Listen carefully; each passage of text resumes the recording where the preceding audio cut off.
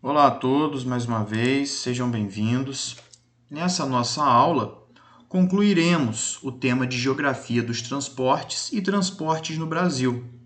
Como eu havia dito, um tema complexo, um tema amplo, que exige muita discussão ainda hoje na sociedade, por isso resolvemos dividir esse assunto em duas partes. E, nessa segunda parte, concluiremos esse tema.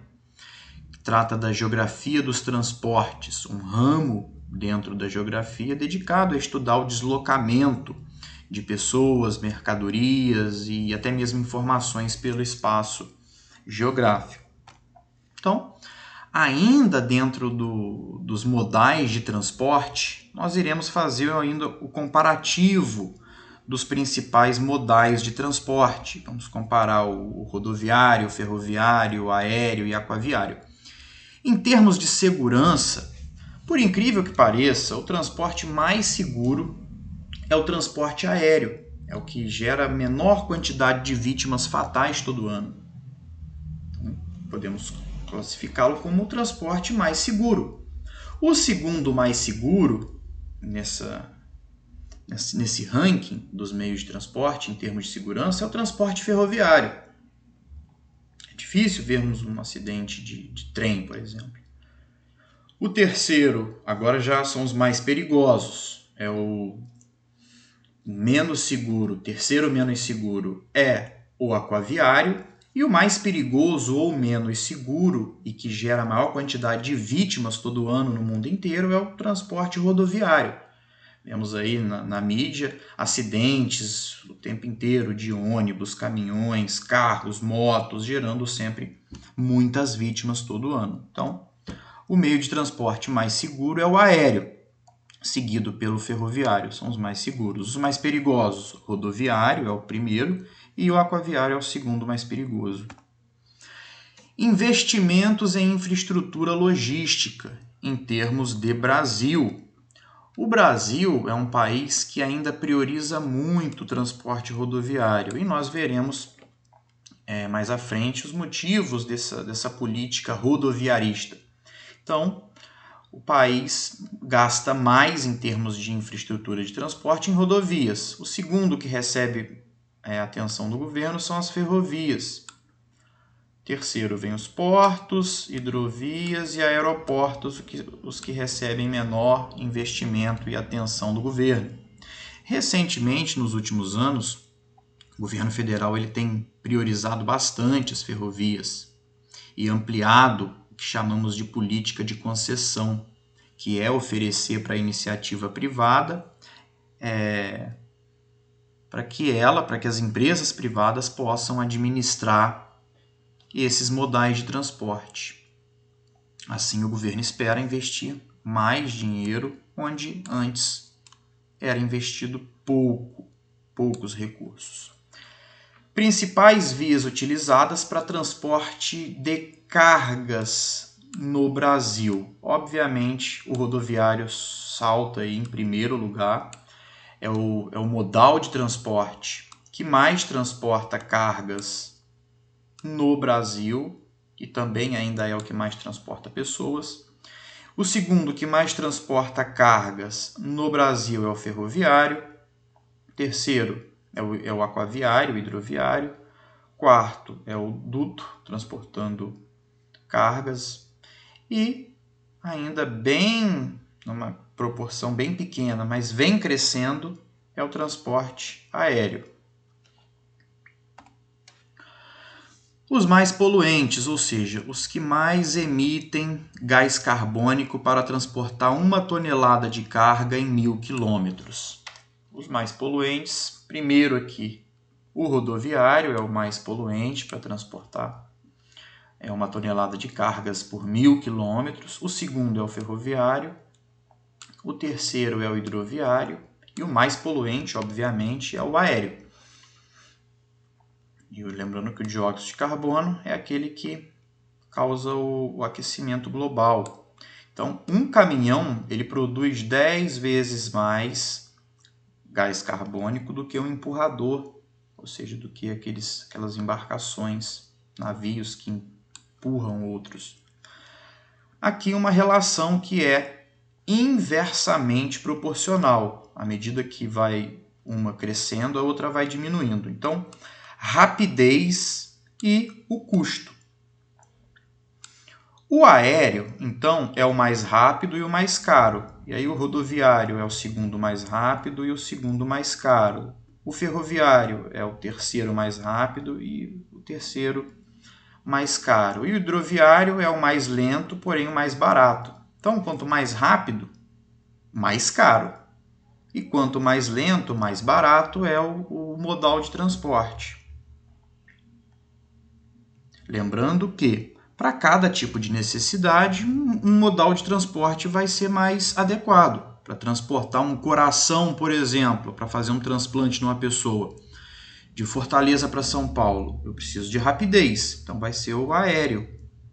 Apesar de ser mais caro, eu preciso nesse momento de rapidez. Se for para transportar muita mercadoria, os mais adequados serão o ferroviário e o hidroviário. Apesar de lentos, são os mais baratos. Então, não existe, volto a repetir, meio de transporte melhor ou pior. Todos têm vantagens e desvantagens. Para cada tipo de situação, um tipo de transporte vai ser melhor do que o outro. Política de transportes no Brasil. Nós tivemos, no século XX, uma política pró-rodoviarismo, ou seja, uma política para investir no modal rodoviário.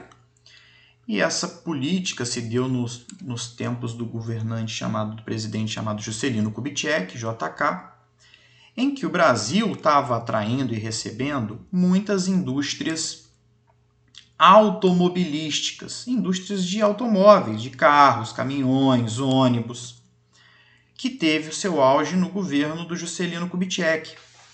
Então, é evidente que se eu tenho no Brasil uma indústria automobilística, eu preciso de uma rede viária para que esses automóveis possam circular. Então, investiu-se muito em rodovias, em estradas, porque o Juscelino Kubitschek queria que as empresas viessem para o Brasil, gerando aqui emprego, renda, fazendo uma economia que crescer. Então, se o Brasil recebeu muitas empresas automobilísticas, como a Ford, a Chevrolet, a Fiat, a Volks, evidentemente que eu preciso de rodovias para esses automóveis circularem. Na nossa política de transporte, então,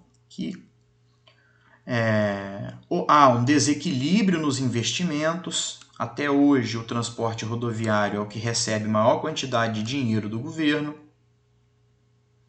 E, consequentemente, temos também um desequilíbrio no transporte de carga.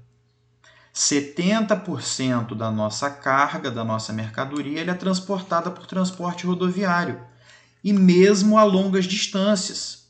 Então, em vez desse transporte de longa distância ser feito de trem, é feito de carreta, o que é ruim, porque o transporte de longa distância, para transportar grãos, por exemplo, do Mato Grosso para São Paulo, deveria ser feito de trem, porque é mais barato, mas são feitos de carreta. Então, há um desequilíbrio aí no transporte de carga, o que é ruim, o que encarece a nossa mercadoria. E o último ponto importante da política de transportes no Brasil é o chamado sistema de concessão. Muitos aí confundem concessão com privatização. Privatização é quando o governo ele vende uma empresa definitivamente, ou um patrimônio do Brasil. Concessão não. Concessão é quando o governo, através de uma licitação, ou seja, de uma concorrência entre as empresas, ele oferece para essas empresas, a que for melhor, administrar as rodovias, as ferrovias, os portos, aeroportos. Então, concessão é isso. Por exemplo, estradas, rodovias. O governo ele não tem condição de investir para manter as estradas conservadas. Então, ele passa as estradas para a iniciativa privada, para uma empresa poder administrar essa estrada, deixar essa estrada em boas condições. Só que essa empresa, ela vai cobrar pedágio dos usuários. Então, teremos rodovias de boa qualidade, porém pagaremos por isso. É o chamado sistema de concessão. E o governo ele tem feito concessão de rodovias, de ferrovias, de aeroportos, ou seja, ele entrega essas redes viárias para a iniciativa privada oferecer um bom serviço, mas ela vai cobrar do usuário por isso. Então, a concessão das rodovias. Temos hoje muitas boas rodovias, mas temos que pagar pedágio. Mas teremos rodovias de excelente qualidade, mas em troca teremos que pagar uma tarifa chamada pedágio para poder circular. E tem crescido muito no Brasil o sistema de concessão, não só rodoviário, mas como eu disse, ferroviário, aeroportos. O governo tem passado para a iniciativa privada, para essas empresas poderem administrar essas estradas, aeroportos. Então, por exemplo, aqui na BR-040, temos a Concer, que é a empresa que administra a estrada e cobra o pedágio. Na BR-393, temos a Cainfra, que é a empresa que administra a estrada e cobra o pedágio.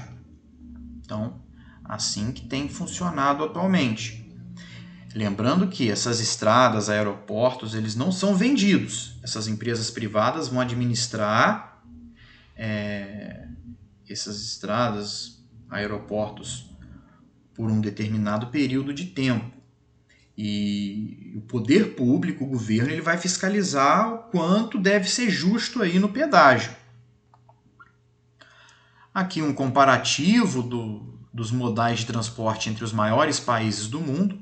Então, se observarmos, o Brasil ele tem uma ampla parcela da sua infraestrutura através do transporte rodoviário. O Brasil tem um desequilíbrio muito grande nos seus meios de transporte. Olha que o ferroviário representa bem pouco na nossa rede viária. Outros países equilibram melhor os seus vários modais de transporte. Então, o Brasil ele precisa investir mais no ferroviário e no hidroviário, ou aquaviário, ou fluvial, que é o transporte pelos rios. Colocação do Brasil em qualidade de infraestrutura entre 148 países. Em todos os modais de transporte, o Brasil ele ocupa posições muito ruins. Então, em qualidade de rodovias, estamos na posição 120, em ferrovias na posição 103, nos portos 131, em aeroportos 123, ou seja, precisamos ainda melhorar muito a qualidade dos nossos modais de transporte, rodoviário, ferroviário, aquaviário e aéreo. Outro aí também indicador mostrando que o Brasil ele ocupa posições ruins nos nossos meios de transporte. Nossas estradas ainda são muito ruins, nossos portos muito ruins, nossos aeroportos muito ruins, nossas ferrovias ainda muito ruins em comparação com outros países. Precisamos investir bastante ainda, principalmente em ferrovias, aeroportos, portos. E, por fim, nós iremos falar sobre a política de transporte urbana.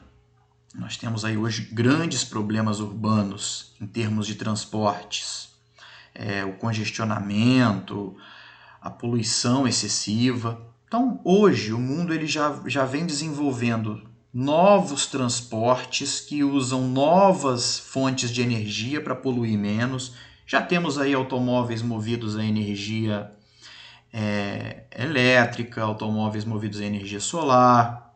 Então, o mundo ele vai repensando o transporte para poluir menos. E também temos aqui a prioridade no uso das vias urbanas. Então, as cidades têm que ser planejadas para priorizar a locomoção, primeiro, dos pedestres, depois dos ciclistas. temos que fazer uma política de incentivo ao uso de bicicletas, à expansão das ciclovias, bicicletas de serviço, transporte coletivo, expandir o transporte através de ônibus, expandir a rede de metrô, táxis e veículos de carga, carros compartilhados, incentivo à carona e, por fim, o carro individual deve ser o último a ser priorizado aí. Devemos incentivar, mais uma vez, bicicletas, transporte coletivo e, no caso dos carros, que as pessoas compartilhem, dividam aí, que as pessoas possam dar carona às outras, incentivar esses meios para poder melhorar o sistema de transporte urbano. Então, assim, a gente conclui esse conteúdo de Geografia dos Transportes e Transportes no Brasil.